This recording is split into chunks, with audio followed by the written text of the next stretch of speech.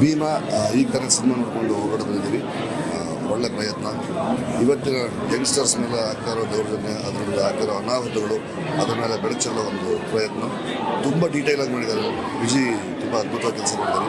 ನಿರ್ದೇಶಕನಾಗಿ, ನಟನಾಗಿ ಕೂಡ ಎಲ್ಲ ಕಲಾವಿದರಲ್ಲೂ ತುಂಬ ಪ್ರಾಮುಖ್ಯತೆ ಕೊಟ್ಟು ಅವರೆಲ್ಲರೂ ಚೆನ್ನಾಗಿ ಬಳಸ್ಕೊಂಡಿದ್ದಾರೆ. Good luck to Jayasurya. ತುಂಬ ಮಜವಾಗಿ ಕಾಣಿಸ್ತಾನೆ, ತುಂಬ ಮುದ್ದಾಗಿ ಕಾಣಿಸ್ತಾನೆ. ಅಪ್ಪ ಅಪ್ಪ ಅಂದರೆ ನಾನು ನೀರಿಗೆ ಹಾಕೋ ಬರ್ತದೆ. ಒಳ್ಳೇದಾಗಲಿ. Good luck to Bhima. Good luck. Thank you. ನಮಸ್ಕಾರ. ನಾನು ಸೈಯದ್ ಸಲಾಂ ಮೊಗೊಳ್ಳಿಗೆ ಮತ್ತು ಲೈಫ್ ಹಿಸ್ಟರಿ ಸಿನಿಮಾದ ಪ್ರೊಡ್ಯೂಸರು ಮತ್ತು ಬ್ಯಾಂಗ್ಳೂರು ಕಾರ್ಪೊರೇಟ್ರು. ಜಯಸೂರ್ಯ ಆಜಾದ್ನ ನಾನು ಸುಮಾರು ಒಂದು 10-12 ವರ್ಷದಿಂದ ತುಂಬಾ ಸೂಕ್ಷ್ಮವಾಗಿ ಗಮನಿಸ್ತಾ ಇದ್ದೀನಿ.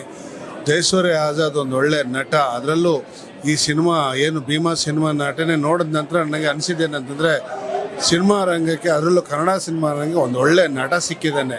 ಬರೀ ಇದು ಕನ್ನಡ ಮಾತ್ರ ಅಲ್ಲ,